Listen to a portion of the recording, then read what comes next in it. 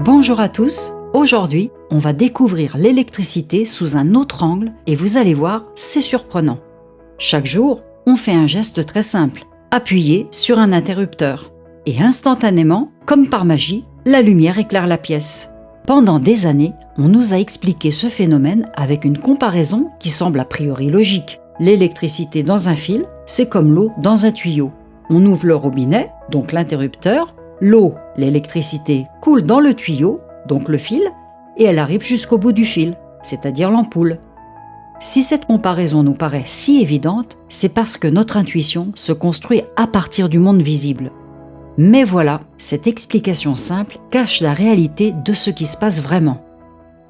Dès la fin du 19e siècle, des physiciens ont cherché à comprendre ce qui se passait réellement à l'intérieur des fils, et leurs découvertes ont été inattendues. En laboratoire, ils ont mesuré le courant électrique, la densité d'électrons libres dans le métal et la section du fil. Et à partir de ces grandeurs parfaitement connues, ils ont calculé la vitesse moyenne de déplacement d'un électron individuel qu'on appelle sa vitesse de dérive. Et le résultat est surprenant. Ce n'est pas 300 000 km par seconde, comme la lumière, un électron avance seulement d'environ 1 mm par seconde. Ça signifie qu'un électron mettrait environ 20 minutes pour parcourir 1 mètre de fil. Mais alors, si les électrons vont si lentement, pourquoi notre lampe s'allume instantanément? Pour comprendre, il faut regarder ce qui se passe à l'intérieur d'un simple fil de cuivre à l'échelle atomique. Il est constitué d'un réseau gigantesque d'atomes de cuivre organisés de manière extrêmement régulière. L'atome de cuivre possède un noyau entouré de 29 électrons. Ces électrons sont organisés en couches et en orbitales qui sont des zones de l'espace où ils sont le plus susceptibles de se trouver. Les électrons remplissent donc d'abord les orbitales les plus proches du noyau, puis les couches plus éloignées jusqu'à ce que les 29 électrons soient tous placés dans leurs orbitales respectives. Mais le dernier électron, celui qui se trouve sur la couche la plus externe, se retrouve seul et faiblement attaché au noyau, ce qui lui permet de se déplacer facilement, contrairement aux autres électrons fortement liés. Cet électron seul, on l'appelle électron de valence ou électron de conduction. Tous les électrons de valence de chaque atome se détachent et peuvent circuler librement d'un atome à l'autre. Ce sont des milliards et des milliards d'électrons qui évoluent entre les noyaux comme un océan invisible à l'intérieur du métal. Et les physiciens appellent ça une mer d'électrons. Dans un simple centimètre cube de cuivre, on trouve environ 10 puissance 23 électrons libres. Et un point essentiel, lorsqu'aucun courant ne circule, ces électrons ne sont jamais immobiles. Dans notre quotidien, un circuit éteint, c'est un interrupteur ouvert. Le courant ne circule pas. Aucune lampe ne s'allume et rien ne semble se passer. On en vient alors naturellement à imaginer que tout est immobile à l'intérieur du circuit. On peut se représenter un interrupteur ouvert comme un pont-levis relevé. Les voitures ne peuvent pas passer. Tant que le passage est coupé, aucun mouvement global n'est possible, même si en réalité l'agitation microscopique continue. En effet, même si le circuit est éteint, les électrons libres dans le fil sont même dans un état d'agitation intense et totalement chaotique. Ils se déplacent en permanence dans toutes les directions, à des vitesses pouvant atteindre environ 1000 km par seconde. Mais d'où vient cette vitesse énorme? Elle est due tout simplement à l'agitation thermique, autrement dit à la température du métal. À température ambiante, autour de 20 à 25 degrés, les électrons de valence du cuivre s'agitent donc à près de 1000 km/s. Si on refroidit le métal, cette agitation ralentit et à l'approche du zéro absolu, elle devient presque nulle, mais jamais totalement. Ce mouvement thermique est entièrement désordonné, autant d'électrons partent dans un sens que dans l'autre. À grande échelle, il n'y a donc aucun déplacement net et aucun courant ne circule. C'est comme un banc de poissons, chacun nage très vite, mais le groupe, lui, reste sur place. Alors, qu'est-ce qui change vraiment quand un courant apparaît? Ce n'est pas le mouvement individuel des électrons, déjà rapide et désordonné. Ce qui change, c'est l'apparition d'un mouvement collectif orienté dans une direction précise. Quand on ferme l'interrupteur, on crée un champ électrique dans le fil. Ce champ agit comme une force invisible qui pousse légèrement tous les électrons dans la même direction. Ces électrons continuent de s'agiter frénétiquement à 1000 km par seconde dans tous les sens, mais à cette agitation chaotique s'ajoute une dérive collective extrêmement lente, mais bien réelle, d'environ 1 mm par seconde. Cette dérive collective des électrons, c'est ce qu'on appelle le courant électrique. Reprenons l'image du banc de poissons. Chaque poisson nage vite et de manière désordonnée. Mais quand un courant marin arrive, le banc entier commence à dériver doucement dans sa direction, entraînant tous les poissons avec lui. Que se passe-t-il lorsqu'on ferme un interrupteur ou qu'on branche une pile ? Un champ électrique se crée instantanément dans le fil. C'est une force invisible qui pousse légèrement tous les électrons dans la même direction, permettant aux électrons de circuler. Si on prend l'exemple d'une pile classique, sa borne négative est en zinc et sa borne positive en dioxyde de manganèse. Et entre les deux, à l'intérieur de la pile, on a une solution chimique appelée électrolyte qui assure le transport des charges. Le zinc réagit au contact de l'électrolyte et perd 2 électrons. Ces électrons libérés s'accumulent à la borne négative de la pile. Et à l'inverse, le dioxyde de manganèse capte des électrons, en général un électron par atome de manganèse, créant un déficit d'électrons à la borne positive et donc une charge positive à cette borne. Ces réactions chimiques génèrent une différence de potentiel qu'on appelle la tension électrique. Et c'est cette tension qui crée un champ électrique dans tout le circuit. Mais ce champ ne s'installe pas instantanément partout. Il doit se propager depuis la pile jusqu'aux extrémités du circuit. Et dès qu'on ferme l'interrupteur, le champ électrique dans le circuit varie brutalement. Cette variation crée une onde électromagnétique transitoire qui se propage le long des fils à une vitesse proche de celle de la lumière. Et c'est cette onde qui met progressivement en place le champ électrique partout dans le circuit. Et en quelques milliardièmes de secondes, elle a parcouru l'ensemble des fils. Des charges se répartissent alors à la surface des fils, formant un gradient qui guide le champ et lui permet de rester uniforme, même dans les virages ou l'écoute du câblage. Et une fois ce champ établi, il entraîne tous les électrons libres, où qu'ils soient, à se déplacer dans la même direction, créant le courant électrique. Au début des années 1960, Richard Feynman a expliqué avec beaucoup de clarté que les électrons dans un fil sont en agitation permanente et que le courant électrique n'est qu'une très légère dérive collective superposée à ce mouvement désordonné. Il comparait ce phénomène à une foule dense, chacun s'agite dans tous les sens, mais si on pousse légèrement tout le monde, l'ensemble avance lentement dans une même direction. Et Feynman insistait sur le fait que ce mouvement de dérive est extrêmement lent et que les électrons près de la pile ne sont généralement pas ceux qui allument la lampe. Ce qui se propage presque instantanément, c'est le signal électrique, pas les électrons eux-mêmes. Mais comment l'information peut-elle se transmettre si vite ? Quand on ferme l'interrupteur, les électrons de la pile ne voyagent pas jusqu'à l'ampoule, ce serait bien trop lent. À la place, une perturbation se crée immédiatement et se propage à travers la mer d'électrons déjà présents dans tout le circuit. Mais en réalité, cette propagation n'est pas une simple poussée mécanique. Et c'est grâce à James Maxwell, dans les années 1865, qu'on va commencer à comprendre ce qui se passe vraiment. Il a montré que lorsqu'on ferme un interrupteur, le champ électrique dans le circuit varie. Une différence de potentiel s'installe et avec elle apparaît un champ électrique qui se propage le long du fil. Ce champ électrique variable crée à son tour un champ magnétique. Et quand ce champ magnétique varie à son tour, il recrée un champ électrique. Ces deux champs s'entretiennent mutuellement et forment une onde qui peut voyager dans l'espace. Maxwell a montré que l'électricité et le magnétisme ne sont pas deux phénomènes séparés, mais deux aspects d'une même réalité, le champ électromagnétique. Donc, lorsqu'on ferme un interrupteur, le champ électromagnétique dans le circuit est modifié. Grâce à ces équations, Maxwell a montré que ces champs variables peuvent se propager sous forme d'ondes électromagnétiques. En calculant leur vitesse, il a obtenu 300 000 km par seconde, exactement celle de la lumière, et il a alors compris que la lumière elle-même était une onde électromagnétique. Mais à l'époque, il s'agissait d'une prédiction purement théorique. Ce n'est qu'en 1887 que Hertz a confirmé expérimentalement l'existence de ces ondes. Et c'est cette onde électromagnétique qui transporte l'énergie de la source vers le reste du circuit, même sans fil. Mais alors, où circule exactement cette énergie ? La réponse vient du physicien anglais John Henry Poynting en 1884. Il a étudié les équations de Maxwell et a trouvé une formule mathématique qui décrit précisément où et comment l'énergie circule dans un circuit électrique et à quelle intensité. Et cette formule est appelée vecteur de Poynting.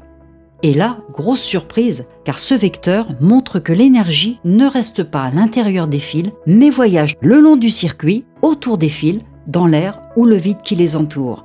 Dans un circuit simple, une pile reliée à une ampoule, l'énergie sort de la pile, se répand dans l'espace et pénètre dans l'ampoule par les côtés, depuis l'espace environnant et non par l'intérieur du fil, comme si l'énergie flottait dans l'air pour atteindre la lampe. Toutefois, l'isolant du fil électrique ralentit la propagation du signal électromagnétique qui transporte l'information et l'énergie autour des fils, pas les électrons dans le cuivre, car eux se déplacent très lentement. Cette vision bouleverse complètement notre intuition et nous oblige à constater que les fils ne font que guider le champ électromagnétique et que l'énergie, elle, voyage dans l'espace. Mais pourquoi un champ magnétique apparaît autour du fil quand le champ électrique varie ? Eh bien pour l'instant, on n'a pas d'explication plus fondamentale. C'est une loi de la nature, simplement observée et décrite par les mathématiques. Maxwell lui-même a écrit, je cite, « Nous ne pouvons pas expliquer pourquoi un champ électrique variable produit un champ magnétique. Nous pouvons seulement constater que c'est ainsi et que cette loi décrit parfaitement tous les phénomènes électromagnétiques observés. » C'est un peu comme demander pourquoi les objets s'attirent-ils par gravitation. Newton pouvait décrire mathématiquement cette attraction, mais pas expliquer son origine profonde. Feynman lui-même disait que la force électromagnétique ne découle de rien, elle existe, point final. Rien de plus fondamental n'existe. Maintenant qu'on a toutes ces données, revenons pas à pas sur ce qui se passe réellement quand on ferme un circuit. Avant la fermeture, le circuit est ouvert. Dans la pile, on a des réactions chimiques qui sont en attente. Le zinc, à la borne moins, a déjà une tendance naturelle à libérer des électrons. Le dioxyde de manganèse, à la borne plus, a une tendance naturelle à capturer des électrons. Mais, comme le circuit est ouvert, les électrons ne peuvent pas circuler. Les réactions sont donc bloquées, les électrons s'accumulent à la borne moins jusqu'à ce qu'une contre-pression électrique empêche toute nouvelle réaction. Une différence de potentiel, c'est-à-dire une tension, existe entre les deux bornes, mais rien ne se passe. Et dans les fils, des milliards de milliards d'électrons libres, la fameuse mer d'électrons, sont présents partout. Ils s'agitent de manière totalement chaotique à environ 1000 km par seconde à cause de la température ambiante. En moyenne, autant vont à gauche qu'à droite et autant montent que descendent. Le résultat est qu'il n'y a aucun mouvement collectif, aucun courant. Le champ électrique dans les fils est égal à zéro. Et enfin, dans l'ampoule, les électrons du filament sont également en agitation chaotique, il n'y a aucun courant ni aucune énergie dissipée, le filament est froid, l'ampoule est éteinte. Maintenant, à l'instant zéro, on ferme l'interrupteur. Ce qui se passe immédiatement, le circuit devient continu, la pile peut maintenant décharger ses électrons accumulés. Les réactions chimiques dans la pile peuvent redémarrer. L'instant zéro plus quelques nanosecondes. La perturbation se propage. L'étape 1, la création de la perturbation au niveau de la pile. Le zinc recommence à réagir en émettant 2 électrons. Des électrons sont libérés et injectés dans le fil connecté à la borne négative. Ces électrons en excès créent une zone de charge négative au début du fil et en parallèle, le dioxyde de manganèse commence à capturer des électrons depuis l'autre fil. L'étape numéro 2, une onde électromagnétique se propage. Cette perturbation de charge crée un champ électrique local. Ce champ électrique qui varie crée automatiquement un champ magnétique. Ce champ magnétique qui varie lui aussi recrée un champ électrique un petit peu plus loin. Et les deux champs s'entretiennent mutuellement et forment une onde électromagnétique transitoire.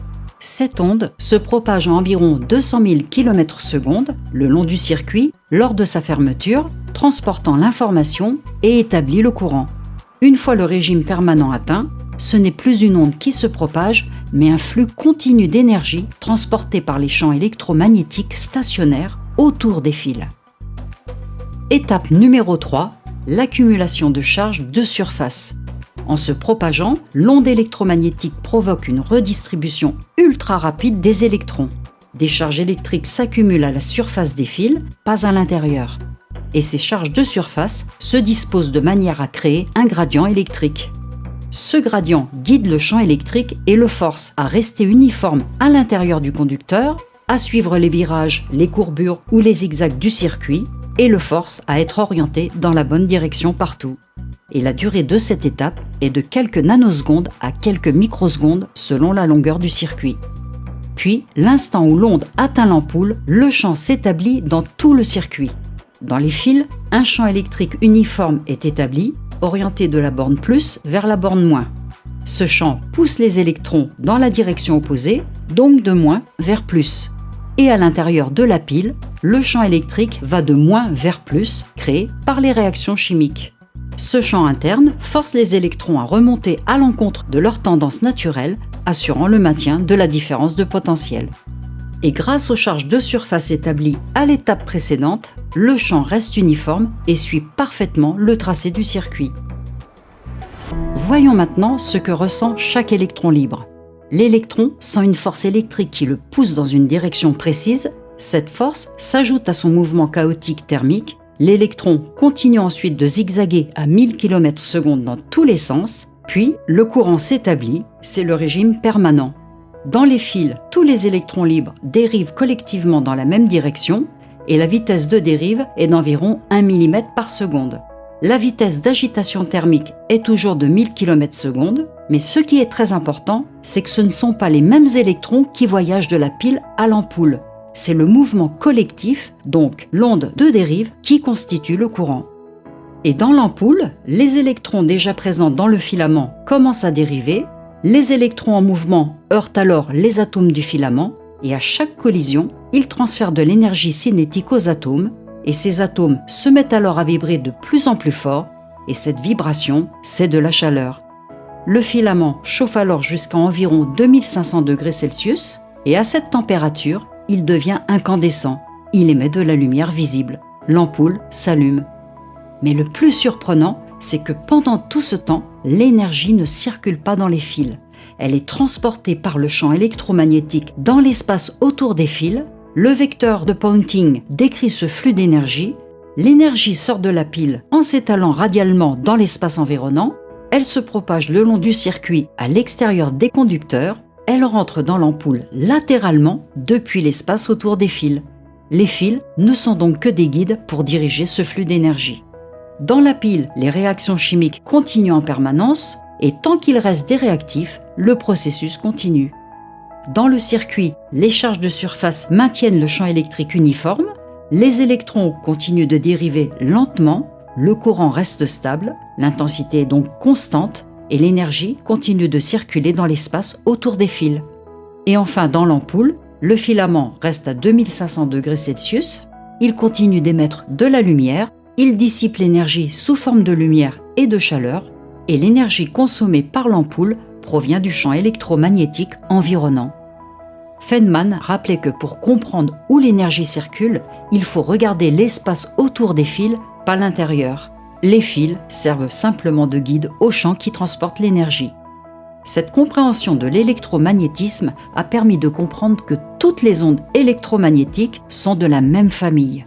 La lumière visible à nos yeux, les ondes radio qui transportent les émissions de radio, les micro-ondes, les rayons X et l'électricité qui circule dans nos maisons. Tout ça sont des ondes électromagnétiques. La seule différence entre elles, c'est leur longueur d'onde. Mais fondamentalement, c'est le même phénomène, un champ électrique et un champ magnétique qui oscillent ensemble et se propagent dans l'espace. Dans nos maisons, l'électricité qu'on utilise n'est pas un courant continu, comme celui d'une pile, mais un courant alternatif. Ça signifie que les électrons ne dérivent pas dans une seule direction. Ils font des allers-retours à peu près 50 ou 60 fois par seconde selon le pays. La tension change constamment. Ils oscillent sur place sans jamais vraiment se déplacer. L'énergie qu'on consomme est transportée par des ondes électromagnétiques. Ces ondes voyagent d'abord le long des lignes à haute tension, puis dans des câbles de notre quartier et enfin jusque dans les murs de notre maison. Mais pourquoi utiliser le courant alternatif ? C'est parce qu'on peut transformer facilement la tension grâce à un transformateur, un appareil très simple sans composants électroniques. Avec le courant continu, c'est beaucoup plus compliqué et coûteux. On utilise aussi le courant alternatif parce qu'on peut transporter l'énergie beaucoup plus efficacement. Depuis une centrale électrique jusqu'à notre ville, parfois 100 km ou plus, il faut augmenter la tension à des valeurs très élevées, jusqu'à 400 000 volts. Car à haute tension, les pertes d'énergie par échauffement des câbles sont beaucoup plus faibles. Et arrivé près des maisons, on diminue la tension à 230 volts en Europe grâce à des transformateurs. En conclusion, faire ce simple geste d'appuyer sur un interrupteur ne fait pas voyager les électrons jusqu'à l'ampoule, même s'ils s'agitent frénétiquement à environ 1000 km/s à cause de la chaleur. Leur dérive collective, c'est-à-dire le courant, n'atteint qu'environ 1 mm par seconde. Et ce qui se propage vraiment, c'est une onde électromagnétique invisible qui circule autour des fils à près de 200 000 km/s, une vitesse ralentie par l'isolant, et cette onde transporte l'énergie de la source à l'appareil. Et une fois le circuit établi, les champs électriques et magnétiques se stabilisent autour des fils et maintiennent ce flux continu d'énergie. Les électrons, eux, continuent leur agitation chaotique tout en dérivant à peine. La lumière qui jaillit n'est donc pas le résultat d'un déplacement de matière, mais le fruit d'un entrelacement invisible de champs dans l'espace.